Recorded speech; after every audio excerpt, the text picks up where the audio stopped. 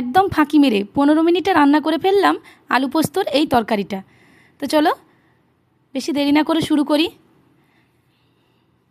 দেখতে হলে সঙ্গে থাকুন। 500 গ্রাম আলু আমি ছোট ছোট করে কুচি করে নিয়েছি। 1 চামচ আদা বাটা রসুন বাটা দিয়ে দিলাম।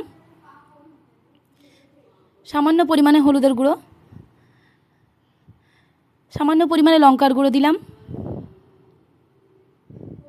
স্বাদ অনুযায়ী লবণ দিয়ে দিলাম।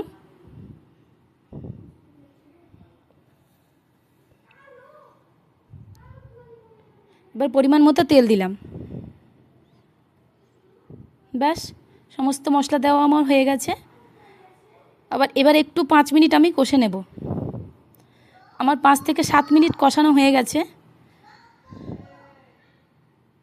এবার আলুটাকে সেদ্ধ হওয়ার জন্য একটু জল দিয়ে দিলাম। ব্যাস, এবার প্রেসার কুকারে সিটিটাকে লাগিয়ে দিয়ে 4টে সিটি মেরে নেব। এবার কড়াইয়ে একটা পেঁয়াজ দিয়ে ভালো করে বেরেস্তা ভেজে নেব। এবার সমস্ত আলু সেদ্ধগুলোকে দিয়ে দিলাম। এবার যে পোস্তটা আমি বেটে রেখেছিলাম সেই সমস্ত পোস্ত আমি এর মধ্যে দিয়ে দিলাম। এবার একটু ভালো করে নেড়ে চেড়ে নেব।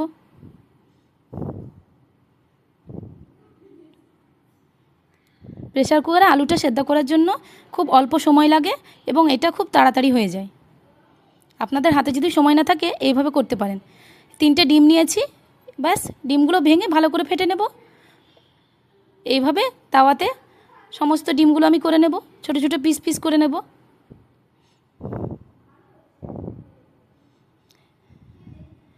এবার ওই আলু পোস্তর উপরে ডিমগুলোকে দিয়ে দিলাম।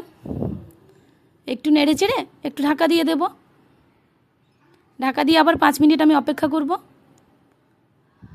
এই দেখুন রান্নাটা কমপ্লিট হয়ে গেছে। তো কেমন লাগলো কমেন্ট করে জানাতে ভুলবে না কিন্তু। সকলে ভালো থাকবেন, সুস্থ থাকবেন। এতক্ষণ সঙ্গে থাকার জন্য ধন্যবাদ।